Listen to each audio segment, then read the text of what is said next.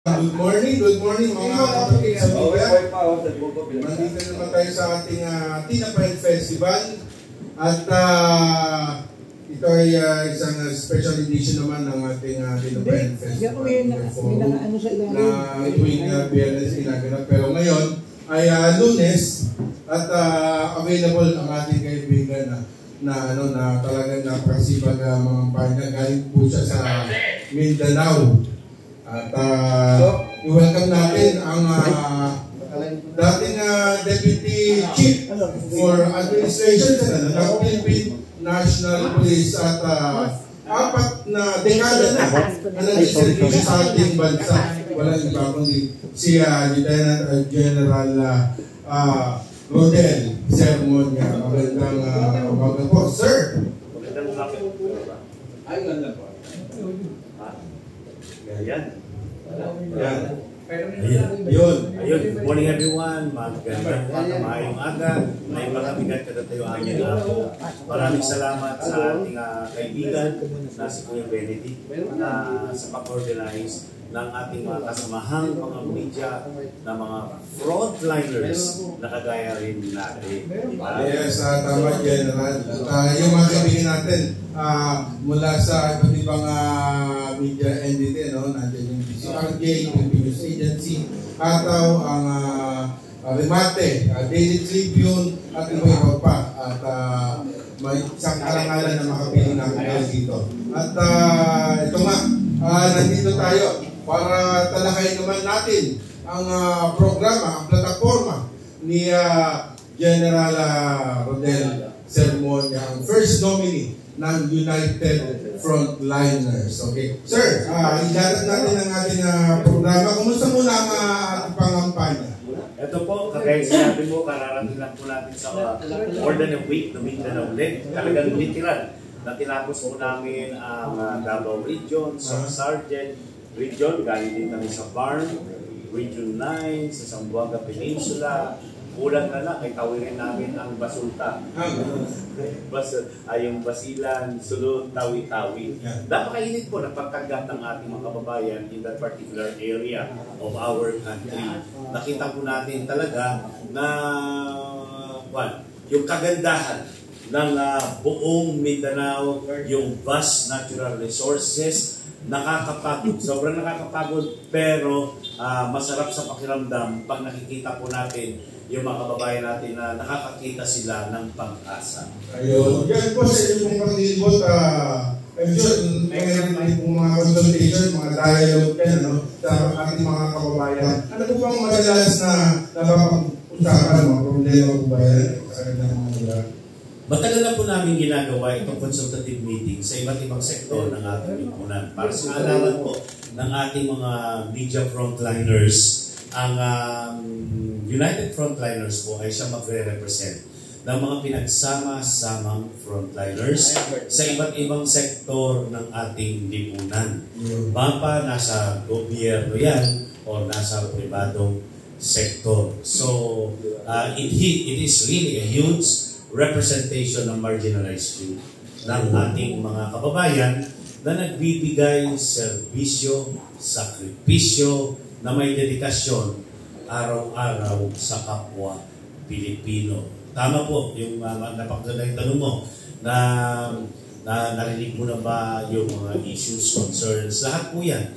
Core issues and concerns ng bawat sektor ng ating mga frontliners. Mapa nasa taas yan, may tier 1 na tinatawag, police, sundalo, doktor, at nurse, nandiyan yung nasa gitna, yung mga contractual employees po natin, mga manggagawang Pilipino, at nandyan din po yung mga nasa laylayan, kalsada, sa mga palengke, sa mga bukirin, sa mga karagatan na mga number 3, tier 3 frontliners natin, na marami talaga silang mga issues and concerns.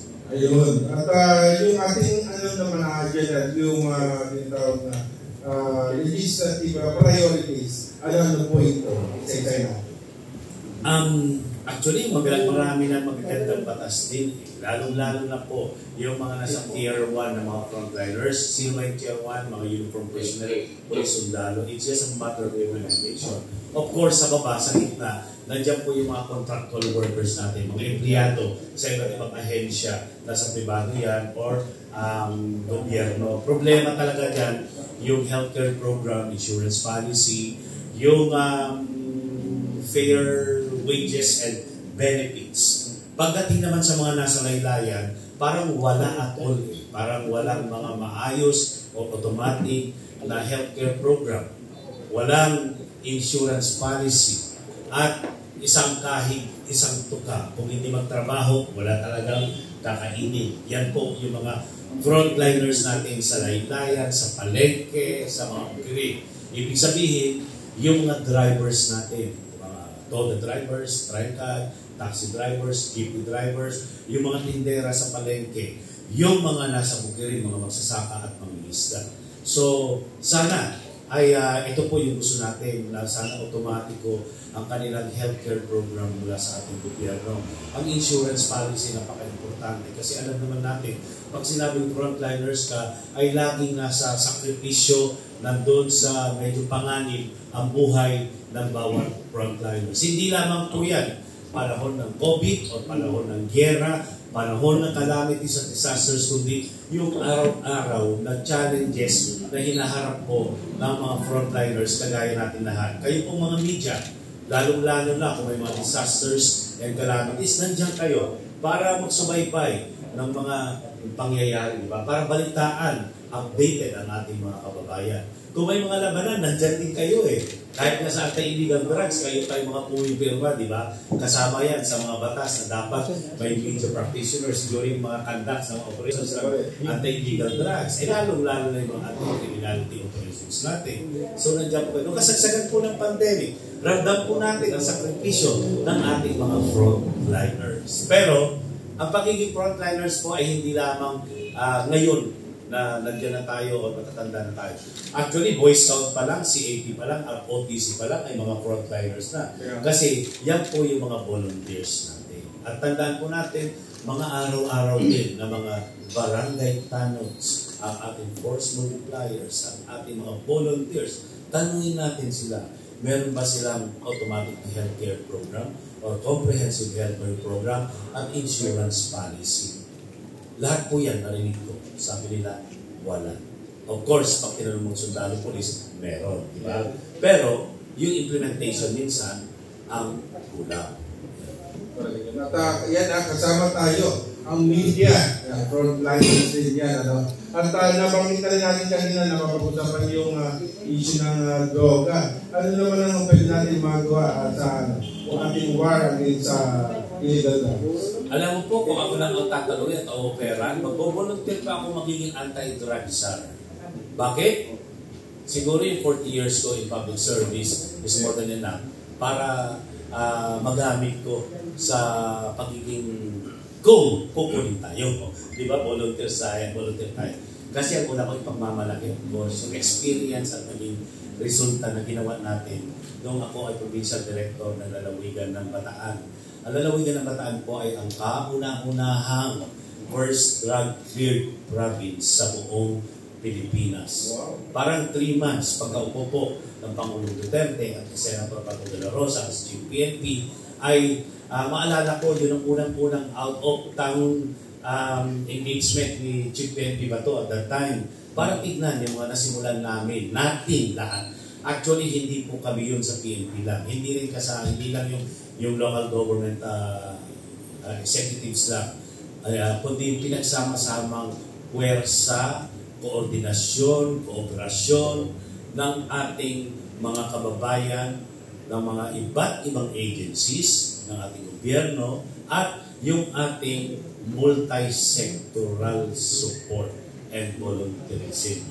Kaya, yan po ang naging resulta, kauna-unahang drug-cleared province. At na-share po natin yan in our own little way. Marami pong mga ibang probinsya na naniwala sa estratehiya natin at programa na whole of the nation approach. Naniwala po sila. Kayong iba, ay naging drug cleared din po yung iba. Siyempre iba, may resistance, di ba? Yung iba, iniisip nila kung paano natin isama or ma-entice o ma-invite yung iba pang mga ahensya at iba pang mga volunteers at civil society to join us, di ba? Kasi ang lagi kong sinasabi, nung ako ay provincial director at ako ay naging regional director at nung naging national leader ako ng PNP, like director ng community relations, director ng operations, at lalong-lalo na nung umakyat po ako as the Deputy Chief PNP for Operation and Administration, ay sinasabi ko lagi sa ating mga kapulisan na stop owning the problem. We cannot do it alone. Even the government itself cannot do it alone. Ang kaya po natin ito kung isasama natin ang wala. Tayo ay magiging successful lang kung kasama ang mga iba't ibang sektor ng ating pamahalaan from the civil society. Yun po yung ating tinatawag na tried and tested magic formula. Kung kaya ng ibang probinsya, kagaya ng unang-unang drug-free province sa Bataan, there is no reason na hindi natin mai-stop or ma-reduce to its lowest ang problema ng droga. Ayun, mamaya may tayo, Q&A. Pero balikan natin kanina nabanggit nyo, halos 4 na dekada na kayo sa servisyo bilang law enforcer. Ano na naman yung pong nakikita? Pwede gawing batas. Alam naman natin, maraming mga problema pagdating sa mga kapulisan. Yung yung mga problema sa mga kapulisan, hindi natin pa rin nasasawa yung iba, mga scalawags. Anong pwede nga natin gawin batas tungkol dito? Napakaganda yung tanong mo kaibigang Benedict. Actually, hindi na kailangan mag-isip pa kung ano yung mga dapat isabata sa maging programa. Yung kung maalala ng ating mga kababayan, sana yung last legacy program na ginawa natin 1 year before I retired ay gumawa po tayo ng Transparency, Integrity, and Accountability Program na siyang isinulong natin. Inikot ko po literal ang buong Pilipinas, kinausap po ang ating mga commanders, reminding them of the 3 major policies of the Philippine National Police under the Transparency, Integrity, and Accountability Program. Just to keep everybody reminded, 3 pong polisiya yun. Una, yung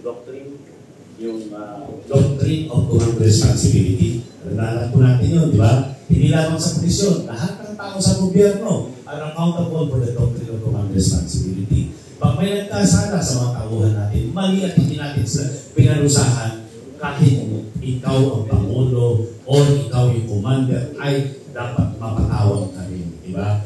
Doctrine of command responsibility. Pangalawa po, ng polisiya, under the Transparency, Integrity, and Accountability Program, ay yung Police Operational Procedure, di ba?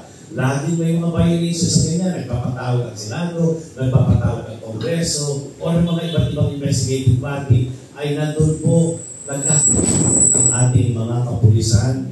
Dahil, sabi ko sa kanila, hindi nyo kasi binabasa, iniintindi ang ating Police Operational Procedure. Dapat basahin, intindihin, ilagay sa puso para hindi natin makalimutan.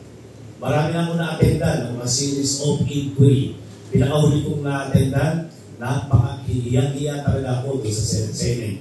Noong nagkaroon po ng violations ng ating mga kapulisan dito sa may nabotas, may nabaril na bata, di ba? Na napagkamalan. Doon po, at saka yung nangyari incident sa Imos. Okay, yun po yung na-attendan ko.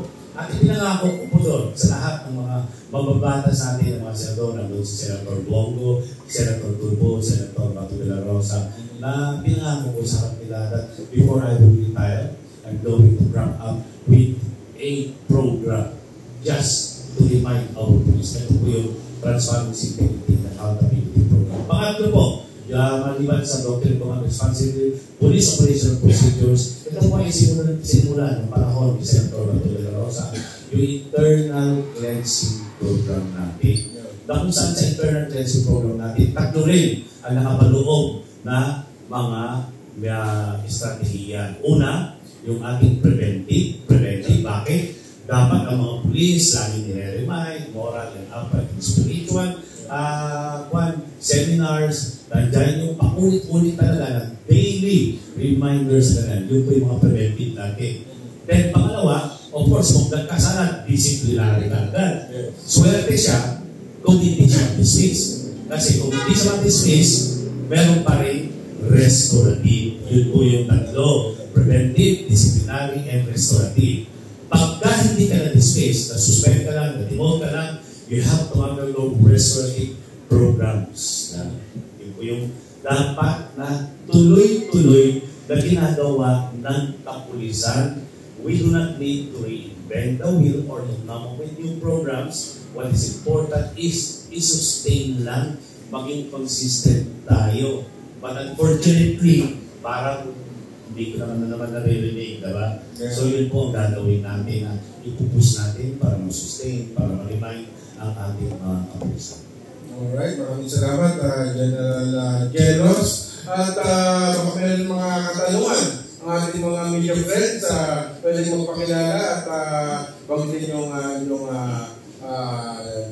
media entity. Yes, kapatid. Yung mikropono ng media ata. Pakiabot lamang yung mikropono. Good.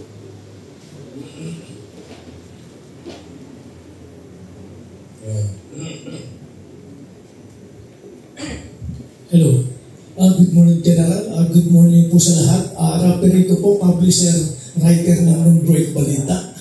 Sir, pahapayaw lang po, paano po nabuo itong United Frontliners? At sino-sino po ang mga bumubuo nito? Ayun ang magandang tanong. Nung kasagsagan ng COVID-19, dalawang frontliners ang tumatakbo, diba? Yung frontliners ang Vida at ang United Frontliners. Nakakatuwa po kasi it's really a blessing. Blessing ay hindi po ito ng plano eh. Ako po ay walang planong maging politiko kasi enough na yung 40 years to in public service. But last words that I uttered during my retirement ceremony sa National Headquarters, sabi ko, my service to the Philippine people ends when my life ends. Ibig sabihin, kahit wala po ako sa gobyerno, kahit hindi po ako politiko, ay magtuloy-tuloy po yung pagbibigay sa piso ko.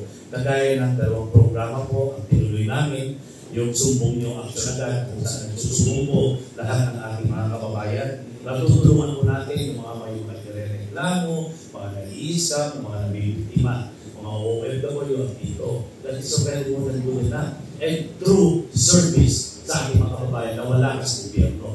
Pangalawa po, yung Wonderful Pinas, kung saan ang co-host po ay si idolo natin na si Albert Martinez. Na siya Secretary General po natin.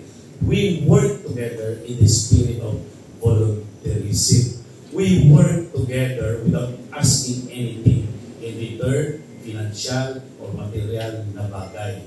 That alone is a true showing or pagpapakita ng love of country and genuine patriotism. Kasi hindi mo kailangan halang ka ng bayan para magservisyo ka sa kapwa Pilipino mo. Hindi yung sasabihin nila, gawin po akong kapitan, mayor, governor, congressman, senator, para makapagsilbi ako sa inyo. Hindi po kailangan yun. Pero, it's really meant to be, kahit wala akong plano, dahil within that span, na nag-retire ako last year, from January to June, 5 party list po ang nagyaya sa akin to represent them. And I'm really, truly honored yung tiwala nila. Siguro tinignan nila kung ano ang ating track record, ang ating service record na nagawa sa gobyerno, ay feeling nila may re-represent ko sila.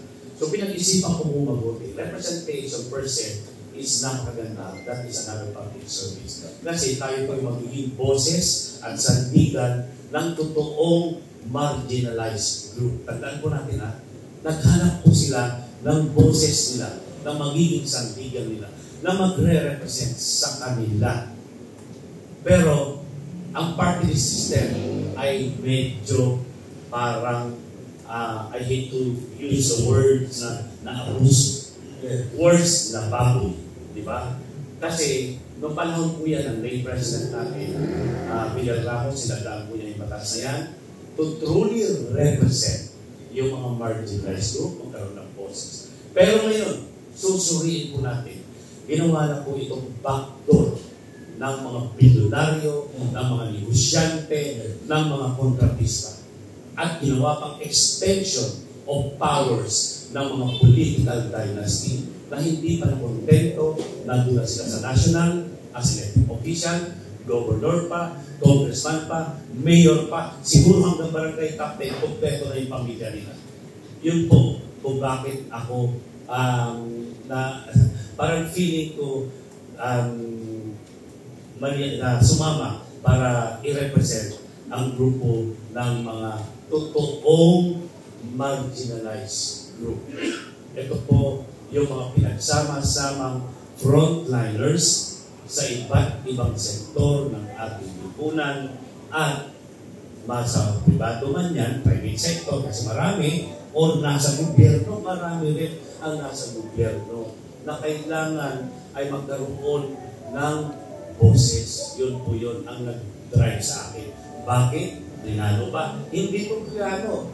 Actually, 1 week before the filing candidacy, sa 5 or 6 na nag-invite po sa akin, ito yung pinag-aralan ko na dito dapat tayo para magiging boses at sandigan nila. At kung titignan niyo po, sino-sino ang mga mukha, may mukha po dito. Totoong mukha po yan. Hindi po yan yung pinulot. Kasi sila talaga nag-volunteer to represent. Number 1, kasama po natin yan, ang presidente ng Anti-Crime Community Emergency Response Team, ang founder na philanthropist Dr. Mitch Ortiz, siya po yung second nominee natin. Hindi po siya negosyante dito na nandiyan din po si General Anthony Canlas.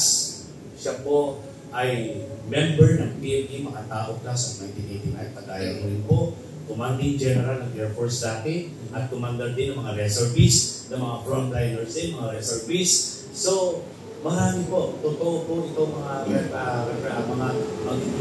representative natin. May OFW dito, merong mga doktor, merong mga nurse, merong mga volunteers, mga force multipliers, mga environmentalists, mga teachers, kasi mga frontliners din po yan. Media na lang, bulan dito. Sana may nagkasama sa media. Hindi, wala kami kasama na nominee sa media. Pero pwede na rin ako. Pwede na rin ako kasi I do TV shows. Yes. Pwede na rin. Okay, thank you. Siyempre, huwag natin kakalimutan, anong numero? Ang numero, para matandaan po natin sa daling tandaan, 1 God, 1 country, 3 islands. 1, 1, 3, with 3-star general at your service. Mas parang meant to be. At ito yung talagang legit na party sa hindi yung mga nagpapanood. Kaya sa kapatid, may follow-up. Thank you, General. Okay na. Okay, kapatid, pakilala tayo. Good morning po, General. Cathy Cruz po from DZEC sa Langati, Gatpunan. And tuklasin natin natin. 2 things po. Masasabi po ba, tama po ba yung batay dun sa mga sinabi nyo kanina na dismayado kayo? Kasi malalim at mahaba ang inyong serbisyo po sa pamahalaan. Dismayado po ba kayo sa kasalukuyang sitwasyon po o estado po ng PNP ngayon? And second, kanina nabanggit ninyo na ginagawang nandyan yung dynasty, nandyan yung mga oligarko, gamit ang party list. Masasabi nyo rin po ba na itong mga makakaliwa, mga CPP, NPA, ginagamit din po nila ang party list. So sa makatwid, sila ay nakapasok na rin po bilang politiko at mga nasa pamahalaan. Tama ka, ma'am. Actually, nakalimutan ko lang na ginagamit ito bilang backdoor ng mga negosyante, pagkakista, bilanyo ng mga political dynasty as extension of their powers at ng mga makakaliwa. Dahil may 3 pa po natitira, hindi na pa ako magpapangalan. Alam ko po paano nila nagagamit. Because I was very, very active during the implementation of the National Task Force of ELCA. Nandiyan po yung mga kabataan, nakakausap po natin, na sila ay nililin lang. Nalalaman na lang ng mga magulang nila kung sila ay napapasama sa mga inkwentro sa bundok. Kawawa, di ba yung mga bata? Nalilin lang nila. at yung mga magulang na inaasahan nila ay nag-aaral na mabuti ng kanilang mga anak. Nandiyan din yung ating mga kababaihan na ang sabi nila ay sila yung magiging boses sa sandigan. Hindi po totoo yun. At totoo pong boses sa sandigan ng mga inaapi, mga nauso, ng mga kababaihan ay ang ating gobyerno. Nandiyan po yung ating DSWD, social worker, nandiyan din po ang ating mga women's test sa mga iba't ibang istasyon para magkaroon po sila ng justisya. Hindi po sila ang makakapagbigay ng justisya. Puro ingay lang.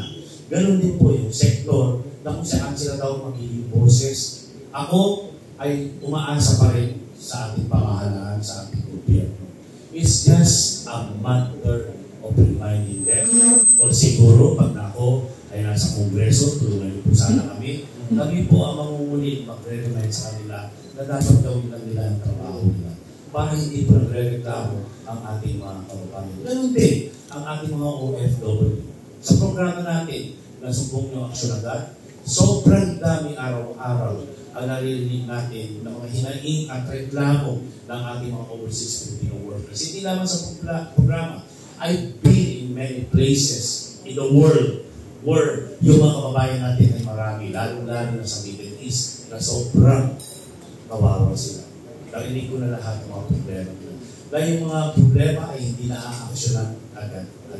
Naiintindihan po naman natin yung iba kasi talaga namang problema ng solusyon ay dapat nandito sa Pilipinas. Hindi yung attached agencies ng mga iba't ibang embahada o consulate office. Dahil doon pa lang sa embassies, consulate office, ay hindi na nila ang ma-aksyonan agad-agad dahil understaffed naman sila.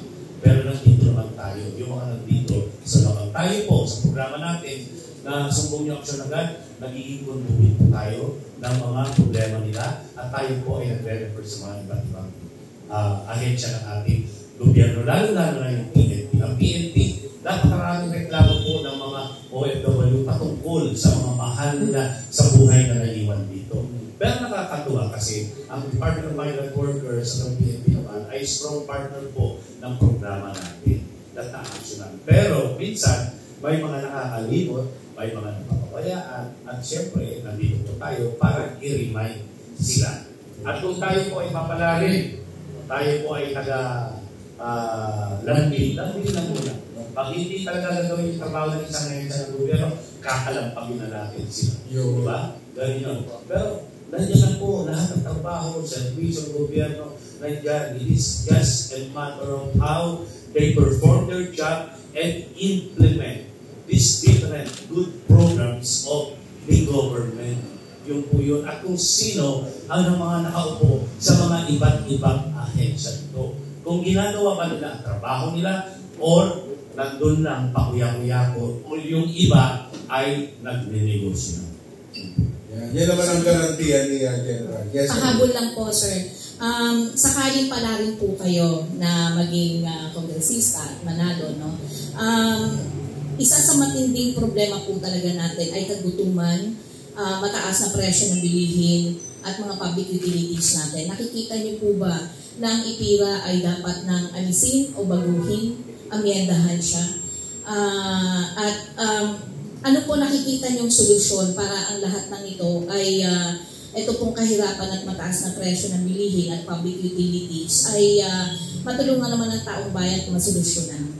Alam niyo po mga nandiyan naman po lahat yan. It says a matter of implementation, efficient use of our facilities.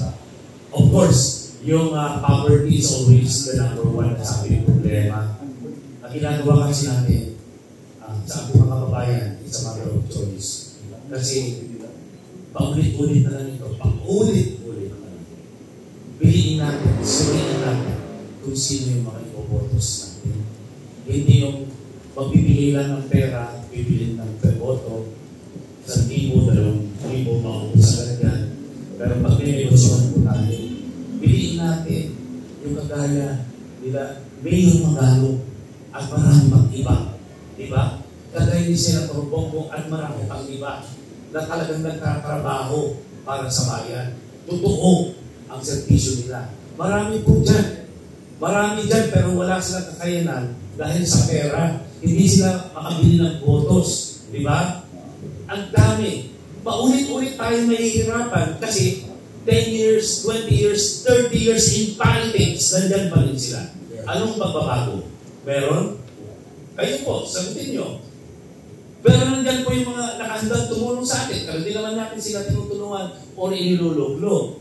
So, it is a matter of choice. Sasabihin ko po, ang totoong people's power, yung ating boto. Kaya, itong paghandaan po natin, yung people's power na mangyayari sa Mayo 12. Yung po yung totoong people's power. Piliin natin, suriin natin ng mabuti kung sino yung inululong natin. Kung gusto natin maghirap ng habang panahon, ng many years, and then we keep voting yung mga namimili ng botos after election, pagkakakitaan tayo. Kagaya po ng party system. Sabi nila, they can represent the workers. But who are these people behind the workers? These are billionaires, these are kapatista. Yung iba, nagtatago sa likod ng mga artista. Artista nandyan, nandun ang numero nila. Pero wala silang mga pangalan. Di ba? Hindi ko, dapat suriin po natin. Di ba? So, sisigit tayo pa rin eh. Paulit-ulit po, sana, sa mga kagaya natin, mga frontliners sa media, tulungan niyo po ako para magkaroon po ng awareness, para maibalik po yung true essence ng party list system. Kasi ang true essence po ng party system, somebody who can be their voice, na may paninindigan at boses, sila ang magre-represent para sa kanilang grupo. Hindi yung after election, goodbye, negosyo ulit. Diba? Napakarami. Alam niyo po, nalulungkot po sa pag-ikot ko sa buong Pilipinas, lahat po ng pupuntahan ko, hindi ako magbabanggit ng pangalan kung sinong mayor o governor yan.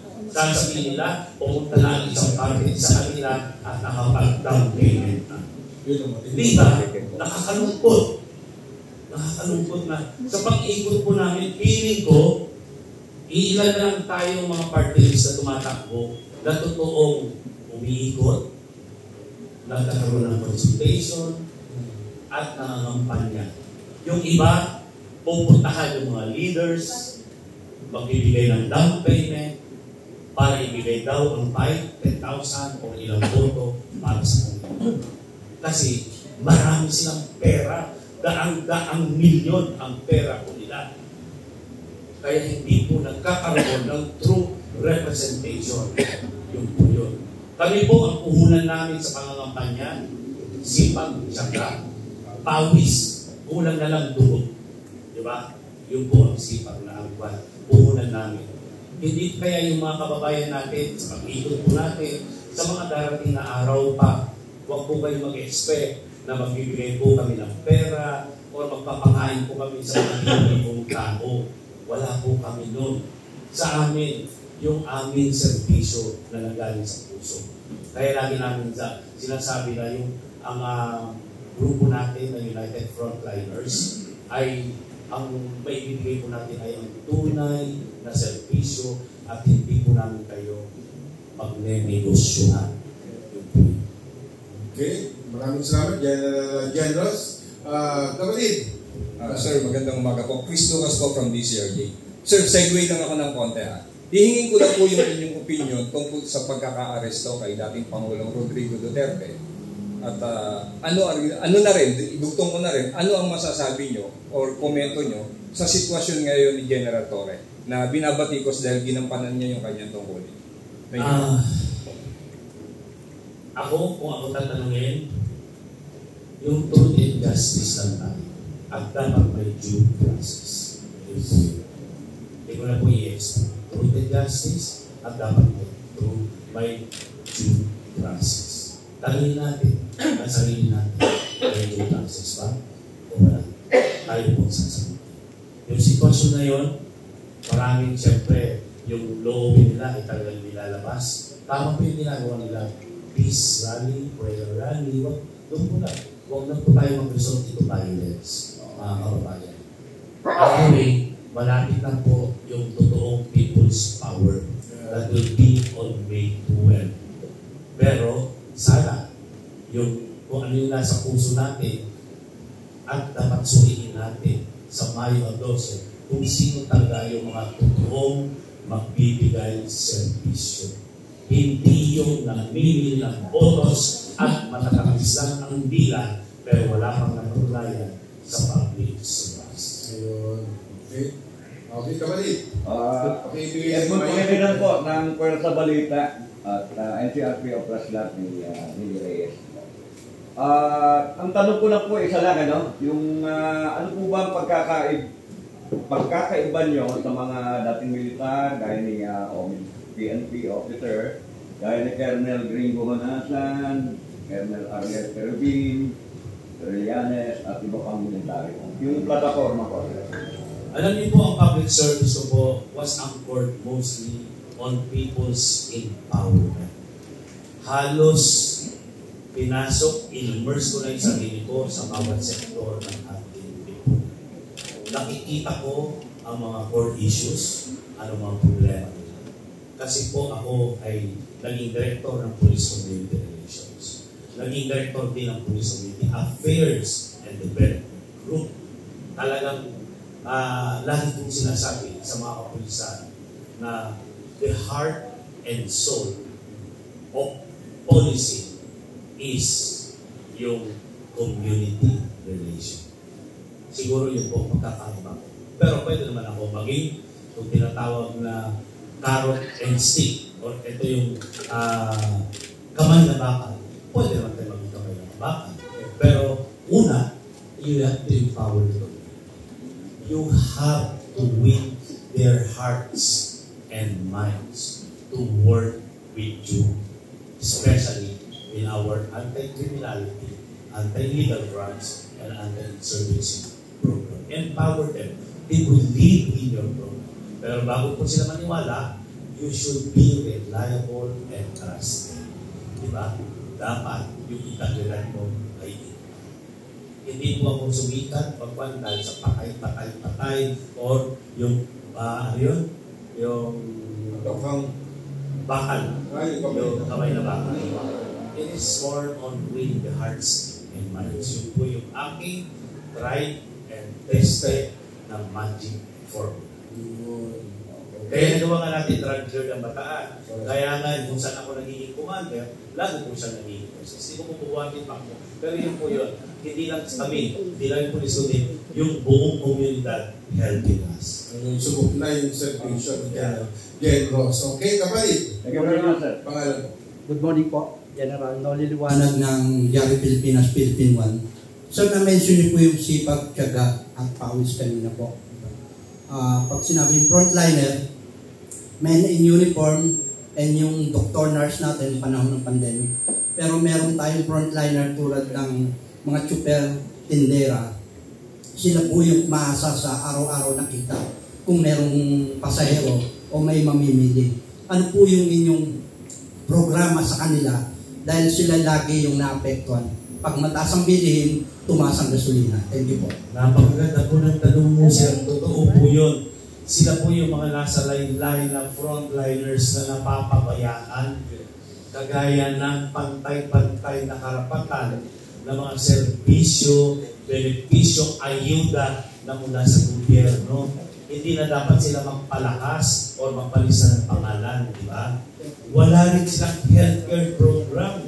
Kasi natanong ko na po lahat sila. Hindi lamang yung mga super, mga driver, toda, pati yung mga tindera sa palengke. Wala po sila niyan. Insurance policy, nandun panganib yung buhay nila. Wala rin silang automatic na insurance policy. Nakakalungkot. Yun po yung isusulong natin para sa kapakanan ng ating mga frontliners sa laylayan, sa kalsada, at sa mga palengke. Okay, may additional kapatid?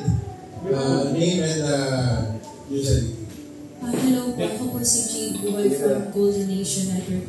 Yung tanong ko po, sir, is about sa EJK. Since na po, victimize po yung image ng mga police natin because of that controversy. So, first question is that, sa harap po ng mga aligasyon ng mga abuso sa kapangyarihan ng EJK, paano niyo po ba ipagtanggol yung kapulisan na sumunod lang sa utos at tapat na naglingkod upang hindi po sila basta-basta kasangkot sa controversy?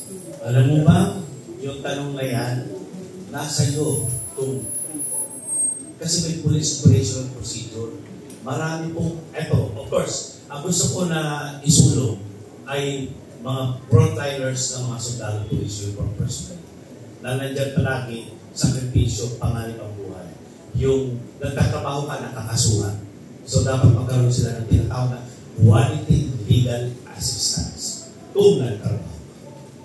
Pero kung titignan po natin, naging chief po ako, or deputy chief for administration, nakita ko po lahat ng kaso ng police. Lahat ng mga pinagbintangan na EJK or binaril na ng basta-basta without following police operational procedure, nagkakaso po lahat yun. Yung iba po na-dismiss. Hindi po yan tinotolerate ng Philippine National Police leadership. Yung mga nagkakaso dahil nagtrabaho lang, yung po yung gusto kong kasi biktima din ako. Lagi po, nung kabataan days ko, parang major parang ako, lieutenant third na tala ako. Nandun na ako sa Senate, Congress, green na ako eh. Nasubukan ko rin yun. Kaya alam ko how it feels na wala po kaming quality legal assistance. Nung pinaril ko, during the encounter ng drug bypass operation, yung mga political icons o sa anak ng mga politiko dyan sa Caloocan, hindi na ako magbabanggit. Sila yung mga sikat ng araw. Sabi nga nila, itin cabinet daw ng former president. Naparil ko yung anak niya. Sobrang pinagdaanan ko. Senate, Congress, at lahat na ng kaso, from pleb to IAS, lahat na, pinagkal na lahat ng mga past operations ko. Inikwento ko lang naman, babaril na ako ng anak ng isang politiko na involved sa drugs. Inikwento ko. And I was very happy that it was my first time to meet the former president, then Congressman Duterte, na ipinagtanggol niya ako. At sabi ni Congressman Duterte at that time, lahat ng mga pulis, sundalo na nagtatrabaho lang at kinasuhan, ipagtatanggol ko. Yun, hindi ko makalimutan yung ginawa ng ating former president. Additional question po is that, ano po yung mga konkretong hakbang ng inyong party list para po mapanatiling ligtas ang kapulisan? Sorry po I'm focusing this sa police ko para po mas generalize yung kaya pong ibigay ng party list na protection sa kanila. Tapos po, para mapanatiling ligtas ang mga pulis habang isinasaalang-alang po yung karapatan pantao ng mga mamamayan. Una, of course, yung right training, right equipment, di ba? At doon meron naman silang insurance, worst pa may nangyari, may maiiwan naman, pero hindi po sapat yun. Lalong-lalo na po, yung scholarship or education ng mga maiiwan, pinapangana. Yung pabahay, marami pa rin pulis, walang bahay.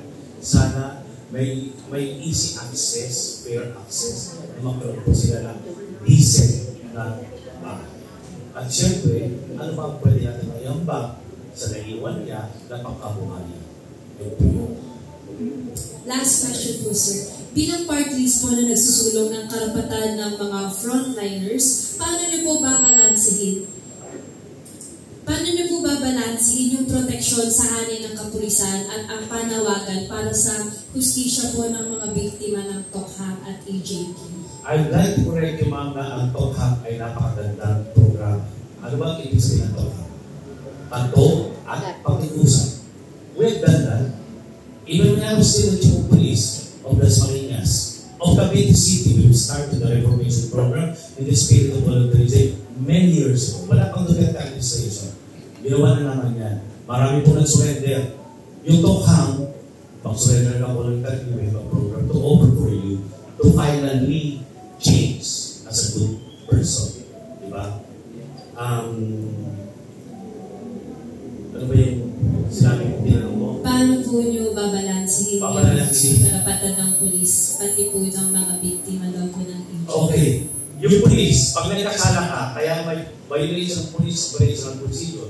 Pag nagkasala ka, sorry na, di ba? Kung hindi ka ma-dismiss, magpasalamat ka. Pero marami pong na-dismiss ng mga pulis sa panahon ni former president, di ba? Marami na-dismiss. Yung mga EJK naman, karapatan naman sila na kung it is every right, every Filipino to file, lodge their complaints. Kaya nga po, maraming nakarusahan na pulis na na-dismiss, na-demote, dahil nag-complain po sila.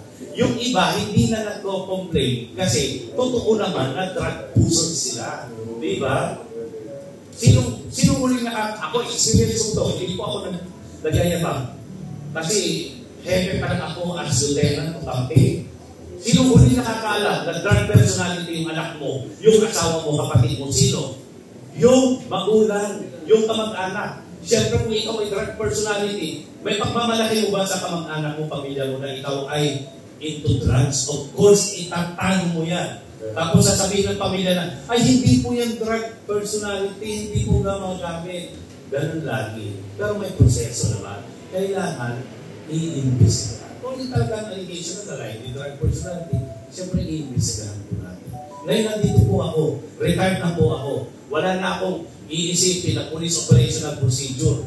May programa po ako sa TV na sumbong yung action agad. Pero wala pa ako ngayon dahil bawal kami sa television. Pagbalik ko po after election, magsumbong po kayo. Kung may mga polis at hindi lamang polis, kundi lahat ng mga nasa gobyerno na hindi ginagawa ang trabaho, isumbong nyo sa akin. At siyempre, tayo-imbisigan natin. Isusumbong natin yan sa mga immediate superiors or supervisors nila. At pag hindi nila action pa rin, sila mismo yung ahensya yung gusto nila ang i-imbisigan na. Pangako po sa inyo lahat yan. Dahil hindi lang pangako ngayon kasi ginagawa na po natin yan noon pa. Pero ngayon, hindi ko na kailangan ng police operation ng procedure. Pwede na, di ba? Kahit kalapangin ko, yung mga ahensya na yan, or mga people in public service na hindi ginagawa ang trabaho, inaabuso ang kanilang otoridad. Right, well said. Then, Ross. Kapatid. Follow up lang po, sir. Rapid ko po. Nandun break balita. Sir, susugan ko lang yung sinabi ni Miss Ganda. And sir, kasi kanina, meron po kasi mga kapulisan talaga na mabababa ang kanilang rango na yung the time ng HJK po sa Kayuntukan, maraming nadamay na mabababa ang rango na hanggang sa ngayon ay nakakulong pa rin. Meron po ba tayong magagawa doon na alam naman na talagang hindi naman talaga nagkasala? Yan po. May karapatan po nilang mag-appeal. At napakaganda rin po yung tanong mo na yan. Sana, kung palaran ako, magkaroon ng maimbestigahan muli kung totoo wala silang pala. Huwag mo pong kalimutan po yan kasi gusto ko ma-account din yung walang kasalanan talaga na nakakulong para mabigyan ng justisya. At sana magkaroon po tayo ng sapat na lakas, otoridad at power to reopen or to help them na maimbisigahan. Dahil kung wala namang kasalanan, they deserve to be acquitted. Honestly, sir, talagang may kakilala kasi kami gano'n. Na pulis na mababa lang ang kanyang rango bilang pagtupad sa tungkulin lang, nadamay na hanggang ngayon nakakulong pa, kawawa po ang pamilya kasi. Sana po, sir, malapitan namin kayo. Sa darating na. Puntahan po ako sa show. Or kung pamalaking. Kapag ang pinalad po kayo, sir. Pero kahit hindi siguro, pwede naman kunin namin ang attach niya. Kaya tulungan natin si Sir Jen Ross. Okay? At kapatid, may katanungan dito. May ibigay yung mic. Tita. Ako pa. Benji Durango. Yes. Pakilala muna tayo. General, magandang umaga po. Benji Durango po sa DATV News.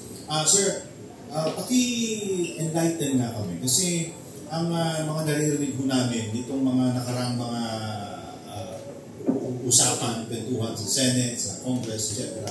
Na ang sinasabi nila ay nung panahon po na itong war on drugs, ay wala raw proper reporting nitong nung mga nahuhuli, mga napapatay, na mga pushers and drug users. Ikaw po ay galing ka, retired general, naabutan niyo po yun. Totoo ba nangyari? Alam mo, it is their wild imagination. Hindi mo totoo. Ba't ba hindi kami mag-report? Lahat po yan ng report. Kompleto po yun. Kompleto. Not unless siguro may gumawa on his personal own. Siya gumawa, hindi niya report. Nagyayabang, di ba? Nagyayabang. Kaya ngayon ang mga dapat imbestigahan. Kompleto po. Kung ako ay tatanungin, there were almost more than 1.5 million who surrendered voluntarily. There were hundreds of thousands put behind bars and died during encounters. Ganun din niyo. Hindi ko alam kung ano yung exact words. Nandun, nakareport naman. Died, ano ba yung term namin? DUI? Or died under investigation or during encounter. Pero kumplito naman po. May figure pa nga sir, 95% daw ng mga kasong ito hindi na-report. Kung hindi na-report, bakit ba yung lisahan pa? Diba? Maraming namatay during encounters, may lisahan po yun. Hindi naman natin itatago yun. Yung mga nakulong hundreds of thousands, nakulong po yun. Yung mga namatay, pero may lisahan din. Kaya, so, may mga kasi doon iniimbestigahan na yung pagkapatay daw, questionable, how would you react, sir? At parang din-discount nila yung trabaho ninyo noon, parang pinalalabas nila na parang mali at wala sa hindi sumusunod sa batas. Personally, kung ako po tatanungin niyo, I preached this far. I retired sa number 2 of the Philippine National Police. It is a big insult to us. Ako, ginawa ko ang trabaho ko. Sobrang dami nag-surrender at binigyan namin sila ng bagong buhay. Kaya nga po, yung mga pinuntahan natin ay naging drug-cleared. Yung iba pang pinuntahan natin, naging regional director ako, almost clear. Sobrang nakaka-insulto po yun sa mga nagtrabaho. Pero, inire-respeto ko po yung mga comment niyo. And we are open for investigation. Last question na lang po, Sir General. Sabi niyo po kanina, kung bibigyan nga lang, mag-volunteer ka yes. Maging drug czar, no? Yeah. So, kung sakali at mapagbigyan nga, no, ginawa pa yung drug czar, anong sistema uulitin niyo ba, gagayahin niyo yung nakaraan na paraan ng pagsubig sa mga drug users and users? Actually, ang ganda ng mga estratehiya in the past years, pinagsama-sama po natin yan. Hindi lamang nung nakaraan, kahit ngayon. Kasi ang programa nandyan po. Ang problema ay yung implementasyon. Whole of the nation approach po to, hindi lamang si pulis at gobyerno. Yung ibang ahensya kasi ng gobyerno rin, nakausap ko kahapon yung ating current PDEA director, dahil idol po natin, napakagaling, ayos na opisyal, si General Danny Neves.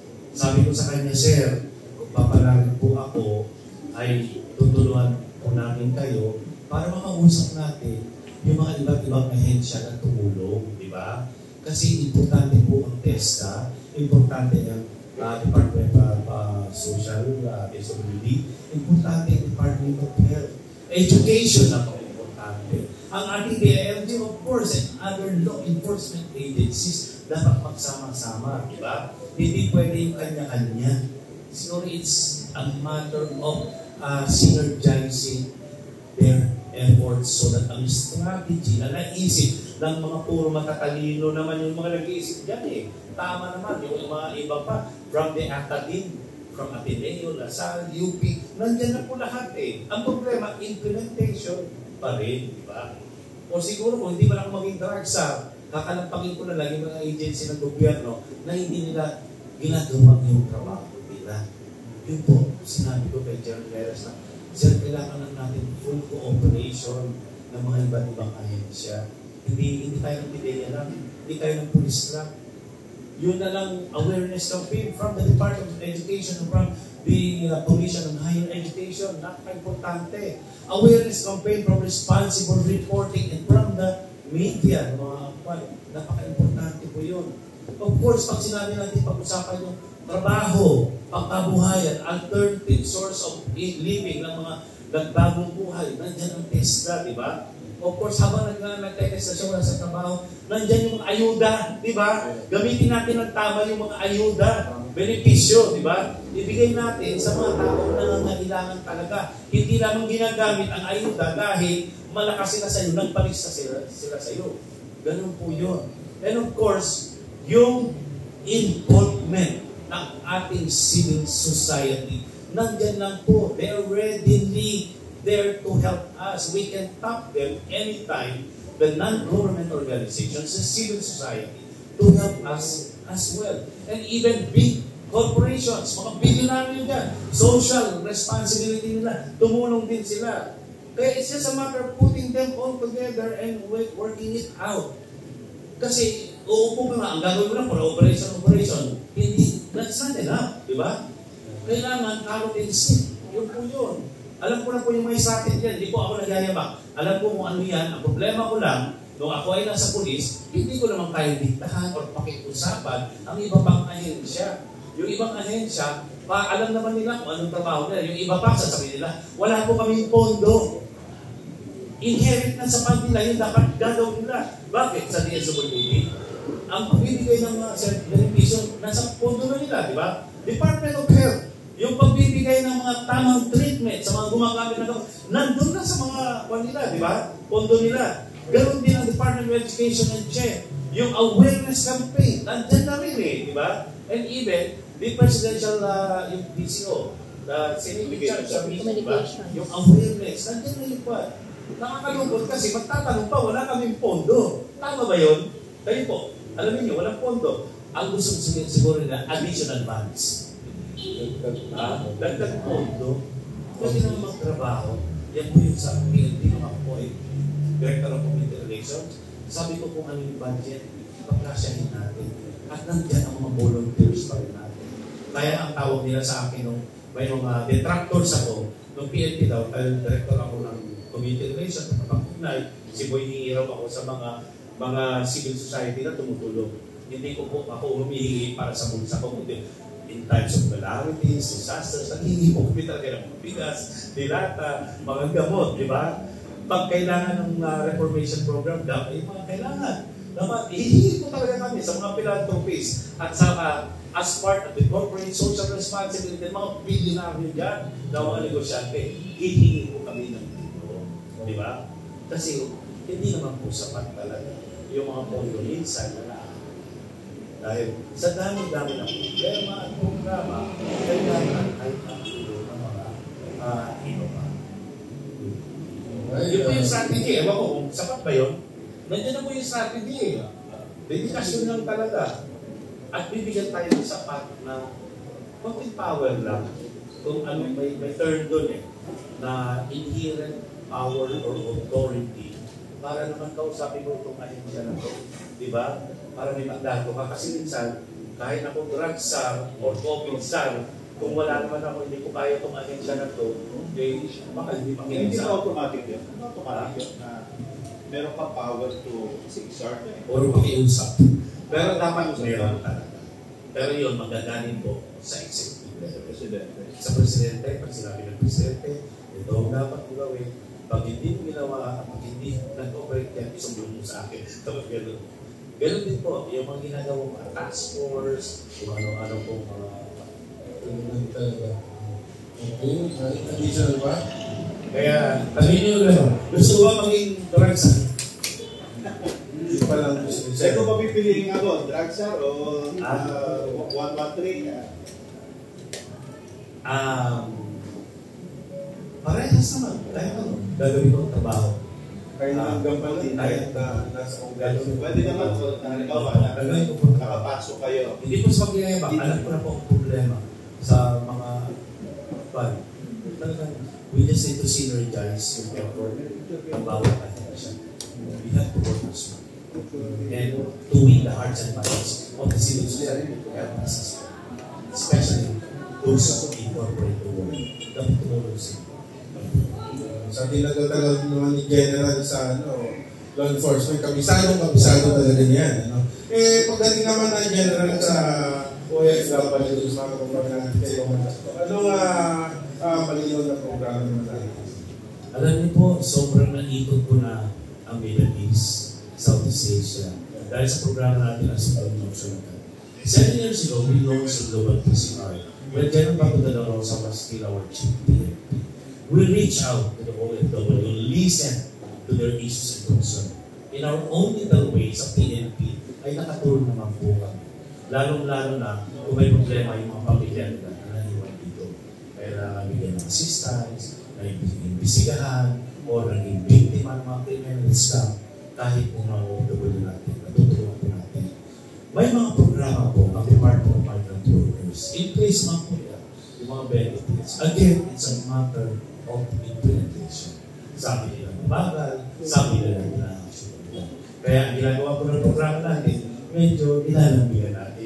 Nagawin mo naman ito. Lambing yun. Kasi wala namang tayo authority.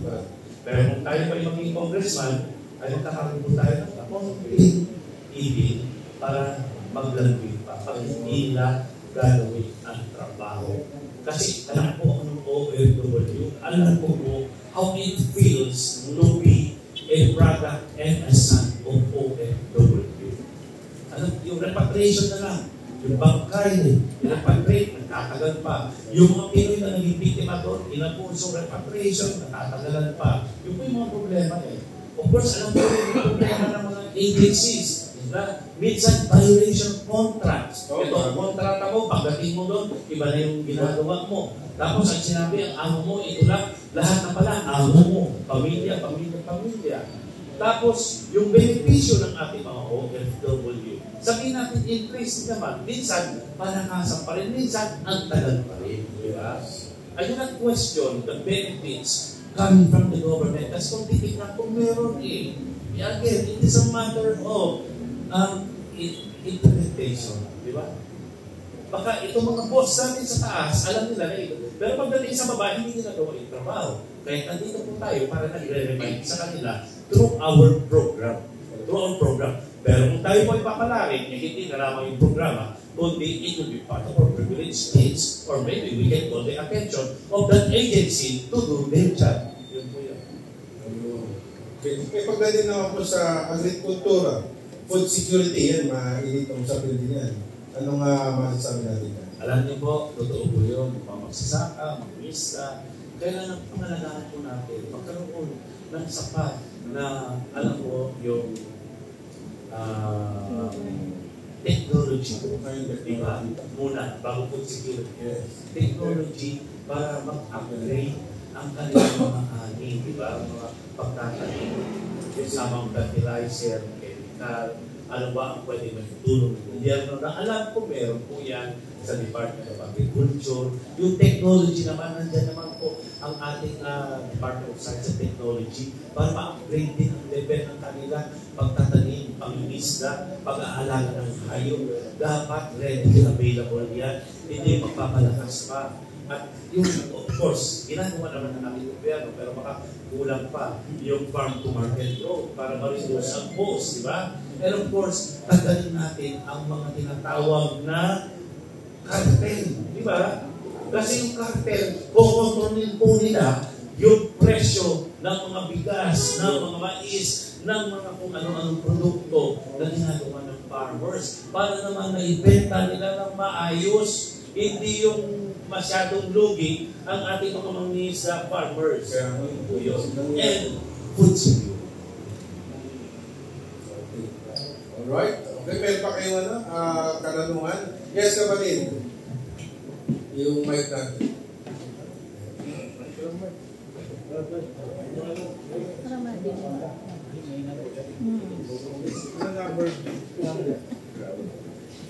Yung Raimundo po sa Mabuhay News Online. General Sir, pag na-elect na po kayo sa 20th Congress, ano po yung mga priority legislative agenda niyo? Again po, marami ng batas. Unahin ko, sana maging member tayo ng Oversight Committee para ma-implement lahat ng mga batas na yan na nakakatulong sa ating mga kababayan, lalo-lalo na frontliners. Pangalawa, nakita ko po yung mga frontliners natin sa Laylayan, sa Kalsada, sa Pagkikit, sa Pagkikit, sa mga karagatan, ay wala po silang sapat na comprehensive. Kahit yung mga empleyado mismo, contractor workers, kahit mga workers natin sa gobyerno o sa mga factories, mga construction workers, wala pong comprehensive healthcare program at insurance policy. Napaka-importante po yun. At yung maiiwan ng mga benepisyo ng mga dependents na kung may mangyari sa isa. Okay, kapatid. Nationwide po, ilan po ba ang members ng United Frontline? Ito yung tatanungin. Nationwide, kalahati po ng populasyon ng Pilipinas ay frontliners. Kalahati. Sana po, suriin nila mabuti kung sino yung totoong magiging boses, sandigan, at totoong magmamalasakit sa kanila na hindi sila nenegosyohin. Dami. Pwede gumawa ng senador, di ba? O presidente. Pero wala po sana iba natin. Tayo ay magiging boses bilang isang representative. Masaya na po tayo. Hindi na kailangan pumas pa. Ay importante gawin ko yung trabaho bilang isang representative ng marginalized. Kung hindi yun, magkontrata ka, magnegosyo ka. Hindi yun. Okay, sir. Hindi ko po alam kung alam po ninyo yung isang abogado and at the same time si Attorney Harold Respicio. Hindi ko po alam kung aware po kayo doon. Pero siya po yung naglabas at kini-question ang COMELEC tungkol sa pag-connect sa internet during election period po mismo. Yung mismong araw po ng botohan. And in fact, ngayon, di ba, binigyan po siya ng warrant of arrest. Pinuntahan po mismo siya sa bahay. Paano po kayo, sabi nyo, kalahati po ng population natin dito sa Pilipinas ay mga frontliners. Pero ang problema po natin, alam naman natin number talks, diba? Pagdating na sa mismong araw ng election. So, paano nyo po, alam po ito ng mga kasama po ninyo, lalo na si Dr. Hobson. Medyo aware siya sa aware po siya tungkol dito sa smartmatic issues. Di ko po alam kung paano nyo po lalabanan. Is that the right term? Or haharapin itong mga issue pagdating sa paglaro ng mga boto? Alam mo po ma'am, yung marites na yan, consistent eh. Kaya minsan, nag-worry din ako. Kaya I just keep praying and working hard na sana, wala naman, hindi naman ako naniniwala. Kaya hindi ko alam kung sidewalk lang or mind conditioning ng mga billionaire parties para sila yung mamayagpak. Diba? Hindi ako naniniwala. Pero minsan, sabi ko, dapat sulit. Pero ako po ay naniniwala sa sistema ng komunidad. At pinagdarasan ko na walang gagarabanas. Kasi insulto po yan sa mamamayang Pilipino para palitan ang kanilang purpose. Disrespect, insulto sa mamamayang Pilipino para palitan ang kanilang purpose. Pero naniniwala ko na walang kailangan at pinag-pray ko po yan. Pinag-pray ko kasi lahat ng ikot namin sa buong Pilipinas, lahat ng suporta ng ating mga kapwa frontliners na sa tingin ko ay lahat po yan may sariling paninindigan at prinsipyo na hindi nagbebenta ng botos. Napakarami po natin, milyon-milyon po yun. Yung mga kababayan natin na may sariling paninindigan at prinsipyo na hindi nagbebenta ng botos.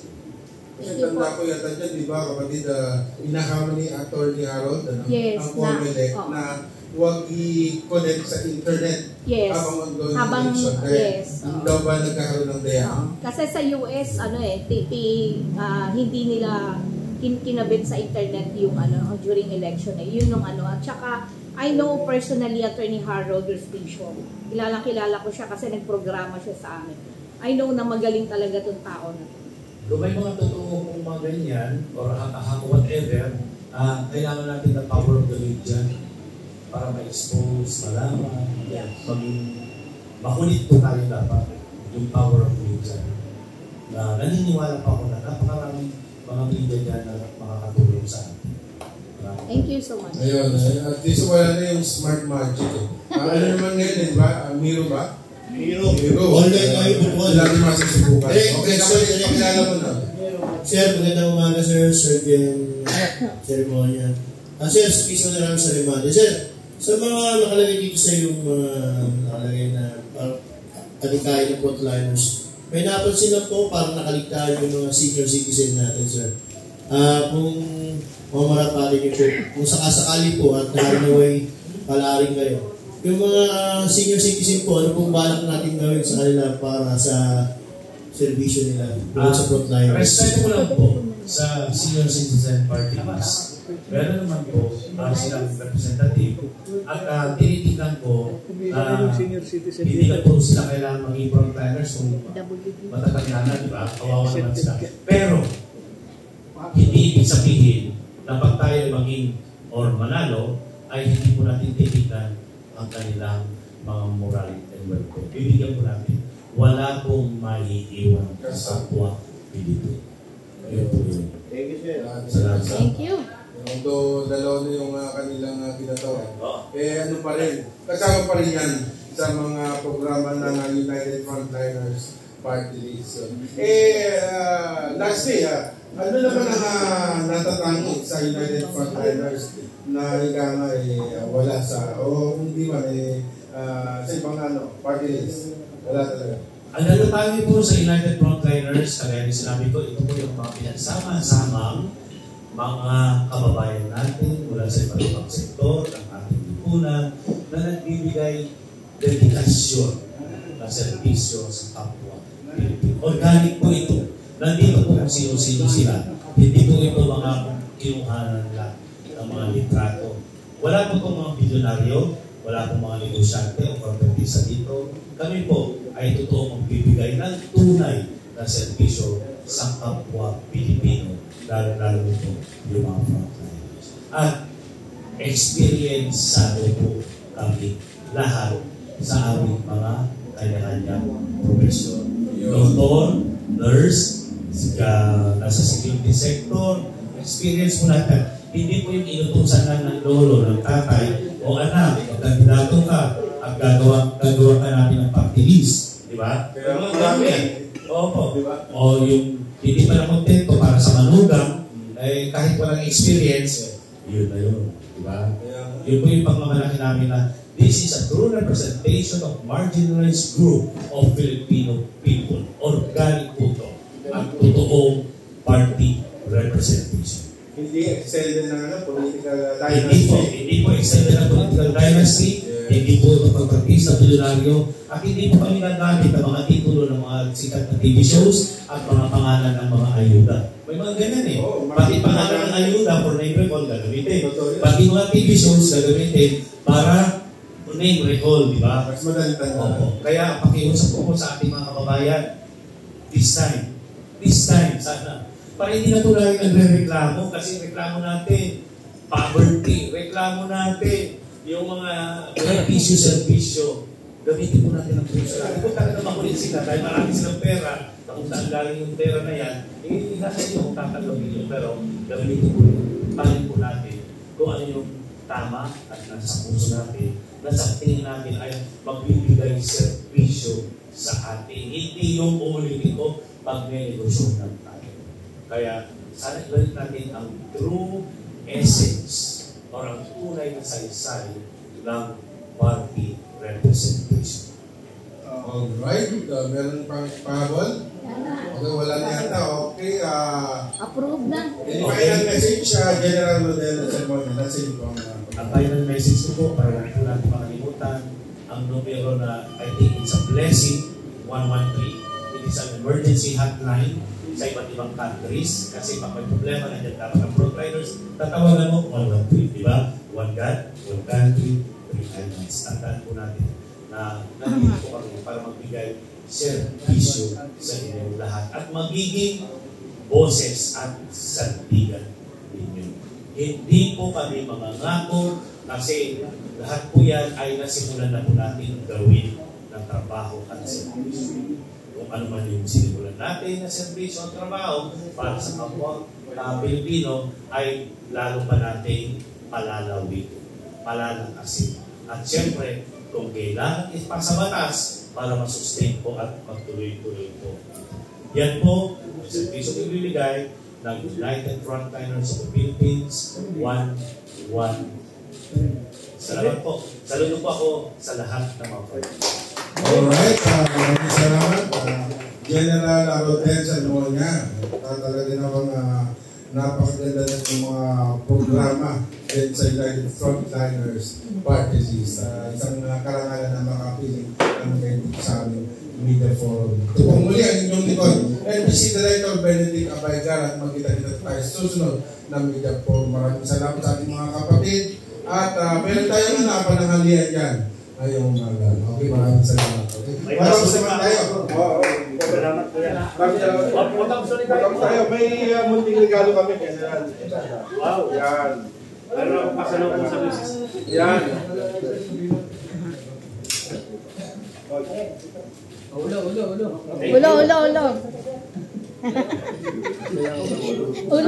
Dito tayo.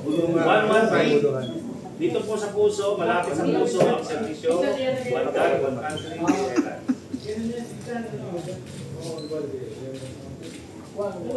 Salamat po. Kailangan ko tulong ninyo. Yes, sir. Kasi wala naman tayong kakayanan para mamili ng boto.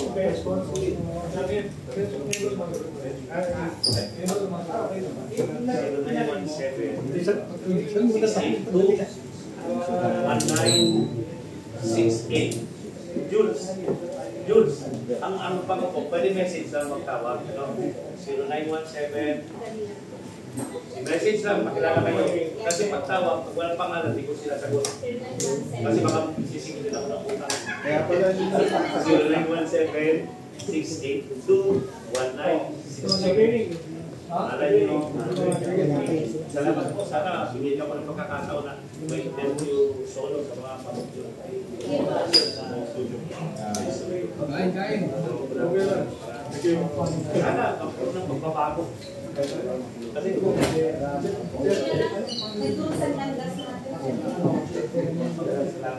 kilala mo si Bongso? Oo, sir. Kilala niya ako, sir. Nandito siya, di ba? Yes, sir.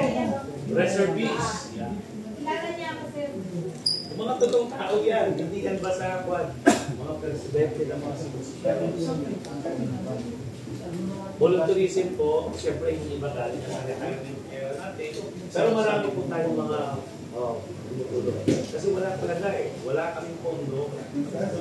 Yung iba, may tatawag, ilang bang pakakuha namin na materials. Alam niyo po, nandito na po kami sa Pinakamura, 50 cents lang po ito. Ito, 3 pesos. Kumbaga ito lang kaya namin Yung mga ito, malalaki ito, donation lang yan. Kasi wala naman po kami pakuna. Kaya nahiya po kami sa tatanungin kami. Wala bang pang-inom dyan, wala bang pang-kape, wala bang pang-kain. Yung iba talaga, may tumutulong, painumin na lang namin ng tubig, tsaka yung bakery bread. Pwede naman po yun. National po, kagagaling ko lang sa Mindanao. I started in Davao region. Went to Mindanao sa Sargent. Nag-farm po ako sa Doon Peninsula. Hanggang Caraga. Iikot na yan in 1 week. Kararating ko lang kagabi, sobrang pagod. Pero hindi mo ako nagre-reklamo. Kasi ganun talaga. Sa puhunan namin, sipag, tiyaga, at maawis at konti na lang dugo. Kasi lahat na kausap ko,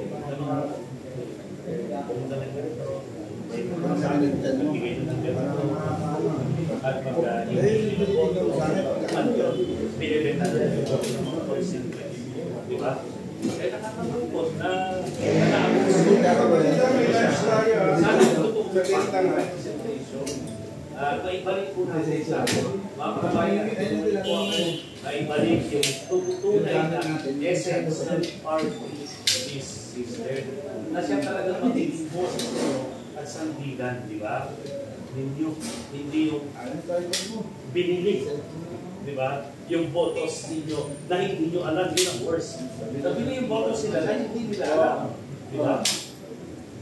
Kasi Kasi nabayaran naman yung boss, yung leader.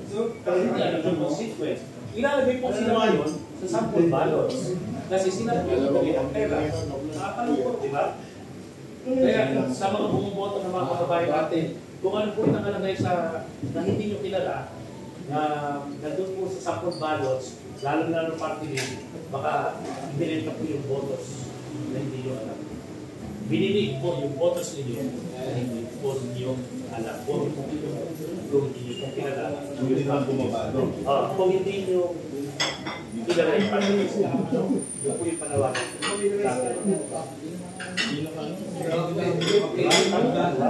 Ililisa mo sa sample ballots, mabibigla ka, ikaw naman, si Boboto, Bobo, Kariteka.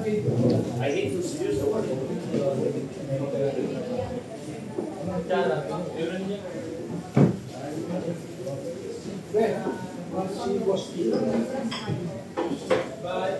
Balik mo ba ulit ito? Oo naman.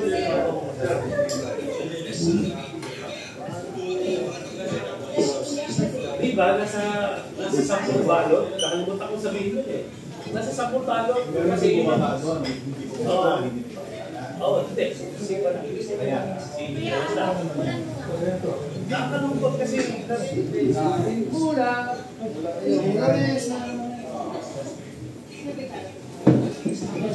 Wala pa? Sige. Sana malalim tayo.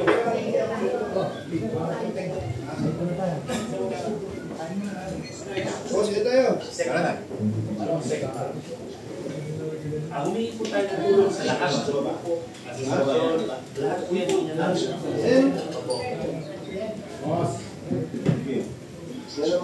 Kasi doon na lang tayo natin humingi ng tulong. Hindi natin kaya po magbigay ng pera. So, dali mo ito. Pagkain. Sa dati kong station, shirt kasi sa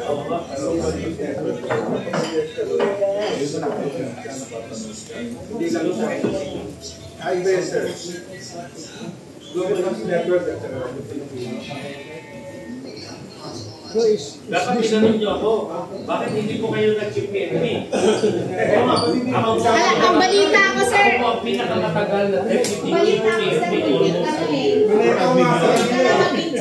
sir. Bakit? tagal mo na, isang hakbang na lang eh. Kasi appointed ko ako ako yung last na ito. Okay sir, tinatawagan tayo sir. Sa susunod. Thank you. Sir, ingat po kayo. Sir, expect mo yung ano.